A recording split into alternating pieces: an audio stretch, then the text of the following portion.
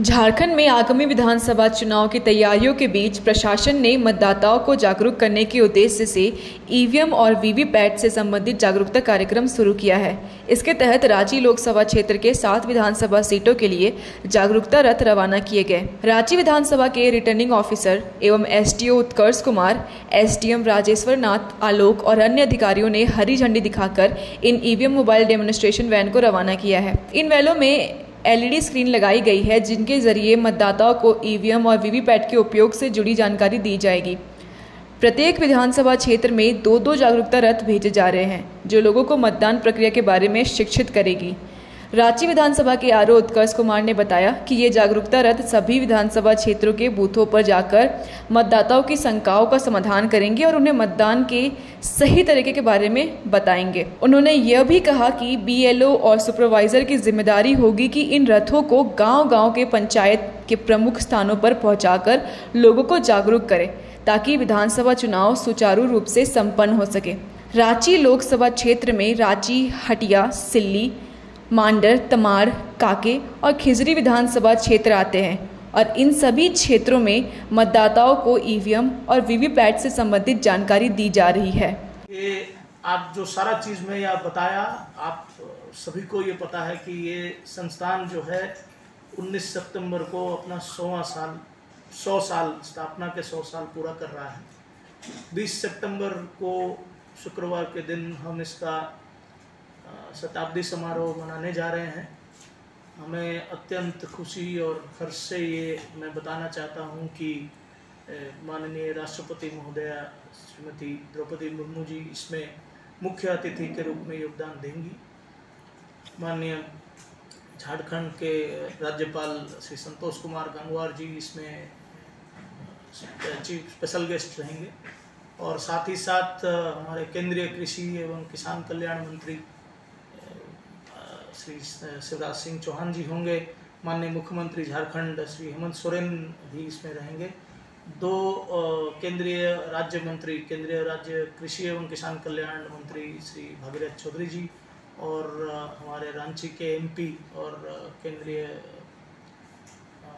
रक्षा राज्य मंत्री श्री संजय सेठ जी भी होंगे। भारतीय कृषि अनुसंधान परिषद के महानिदेशक, उप महानिदेशक अभियांत्रिकी और assistant director general farm engineering भी आईसीआर की तरफ से रिप्रेजेंट करेंगे। तो मुख्य फंक्शन जो है 3 भाग में बटा हुआ है। राष्ट्रपति महोदया के आगमन के बाद पहले एक प्लांटेशन होगा, एक पेड़ माँ के नाम, जो पूरा प्रोग्राम चल रहा है उसके तहत मैडम एक प्लांटेशन करेंगी। उसके बाद हमारे वैज्ञानिकों, जो पुराने और अभी के वैज्ञानिक हैं, उनके साथ एक 15 मिनट का डिस्कशन या चर्चा है, जिसमें मैडम जानना चाहेंगी कि संस्थान में क्या होता है, संस्थान के बारे में क्या होता है। सो इस 15-20 मिनट के दौरान हम इंस्टीट्यूट के सारे एक्टिविटीज़ को एक विजुअल ये भी रखे हैं और कुछ प्रोडक्ट्स भी हम उनके सामने पेश करेंगे, उनको दिखाने के लिए कि क्या एक्टिविटीज़ चल रहा है, क्या हम कर रहे हैं। एक बहुत अच्छी बात यह है कि मैडम खुद ला की खेती से जुड़े हुए हैं, अपने पर्सनल लेवल पे भी, अपने बचपन में हैं या जो भी है, मतलब वो जुड़ी हुई है। तो इसलिए हमें बहुत खुशी हो रही कि वो तुरंत इसको एग्री की हैं कि हमारे शताब्दी समारोह में आएंगे। हम उनका बहुत बहुत आभार करते हैं। मुख्य कार्यक्रम के बाद हमारे महानिदेशक कृषि अनुसंधान परिषद सीपीएमजी, जो चीफ पोस्ट मास्टर जनरल के उपस्थिति में एक माई स्टैम्प रिलीज़ करेंगे, जो 100 वर्ष के लिए हमने ये किया है, प्रिंट किया है। माई स्टैम्प के साथ साथ हमारे 3 और पब्लिकेशंस भी है। एक 100 साल का हमारा जर्नी है और विजन 2047 जो हमारा 2047 में हम 47 तक हम कहाँ पहुँचना चाहते हैं और क्या करना चाहते हैं, वो ये इस तरह 3 पब्लिकेशन होगा। और लाक्षा हमारा जो एक पब्लिकेशन है, हमारा मैगजीन है, साल में एक बार हम चाहते हैं, वो लाक्षा शताब्दी जो संस्करण है, वो भी, ये तीनों पब्लिकेशन भी होगा, रिलीज होगा। तो ये मुख्य कार्यक्रम है। आप लोगों से अनुरोध है कि आप मैं पहले थोड़े से करेक्शंस कर दूँ, करेक्शंस तो नहीं, भारतीय कृषि अनुसंधान परिषद अपना 95वां साल मना रहा है। अभी 5 साल बाद अपना 100 साल पूरा करेगा। कृषि अनुसंधान परिषद के अंतर्गत 113 संस्थानें आती हैं। उसमें से हमारा संस्थान है राष्ट्रीय कृषि उच्चतर प्रसंस्करण संस्थान, जिसको हम इंग्लिश में national institute of secondary agriculture बोलते हैं।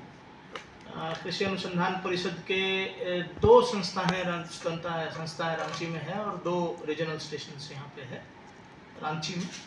तो हमारा संस्थान परिषद के कई सारे संस्थान जो है परिषद से भी पहले बना हुआ है। जैसे हमारा संस्थान है जिसको तब ब्रिटिश सरकार ने 1924 में स्थापित किया था लाह के उत्पादन के लिए, एवं लाह के उत्पादन करके वो ले जाते थे यूके में, अपना ब्रिटेन में, और वहाँ पे उसको प्रोसेस करके जो भी प्रोडक्ट बनाते थे, खास करके रिकॉर्ड्स बनते थे जो हम लोग प्ले करते थे पहले, और सील के लिए यूज़ होता था। धीरे धीरे जब लाह की डिमांड कम हुई, क्योंकि नेचुरल लैक के बजाय केमिकल लैक प्रोसेस या इनऑर्गेनिक लैक आने लगा, तो इसका जो डिमांड है वो इंटरनेशनल मार्केट में काफ़ी कम होता रहा है। लेकिन पिछले 10-15 सालों से जब से हम प्लास्टिक मुक्त दुनिया की सोच रखे हैं और पूरी दुनिया जब ये प्लास्टिक का बहिष्कार करना चाहता है, खास करके सिंगल यूज़ प्लास्टिक जो हम कहते हैं, तो उसका एक बहुत बढ़िया हमारे लिए लाह का जो रेजिन है वो एक अल्टरनेटिव है, जिसको पूरी दुनिया प्लास्टिक की रिप्लेसमेंट के तौर पे, सिंगल यूज़ प्लास्टिक के रिप्लेसमेंट पे देखता है। ये लाह का जो रेजिन है अभी मुख्यतः जो है इंटरनेशनली ये फार्मास्यूटिकल कंपनी के लिए और कॉस्मेटिकल कंपनी, आप कॉस्मेटिक्स और कॉस्मेटिक्स ये है कि जो कॉस्मेटिक आप थेरेपी के लिए भी यूज़ कर सकते हैं और सुंदरता बढ़ाने के लिए।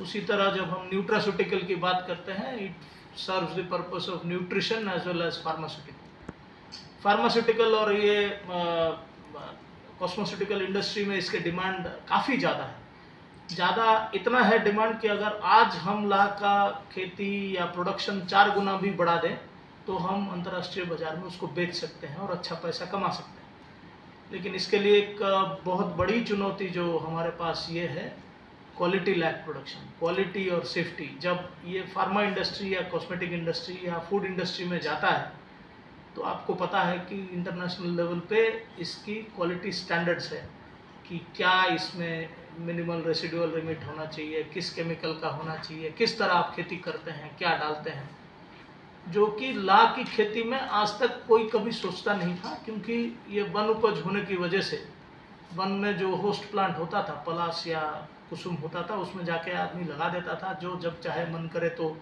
स्प्रे कर दिया, मन करे तो नहीं किया, फिर उस उठा के उसको बेच देता है। इसलिए हमारा बहुत एक महत्वपूर्ण कदम हम उठाने जा रहे हैं कि लाह इंटीग्रेटेड फार्मिंग सिस्टम, जब उनको लाह समेकित कृषि, और ये तभी हो पाएगा जब राष्ट्रीय स्तर पे लाह को कृषि उत्पाद के रूप में घोषित किया जाए। छत्तीसगढ़ और झारखंड के गवर्नमेंट ने इसको लाह को वन उपज से निकाल के कृषि उपज में डाल दिया है। ये हमारा प्रयास भी है अपनी ओर से, संस्थान की ओर से और दूसरे सोर्सेस से भी, कि नेशनल लेवल पे इसको एग्रीकल्चरल प्रोड्यूस डिक्लेयर किया जाए।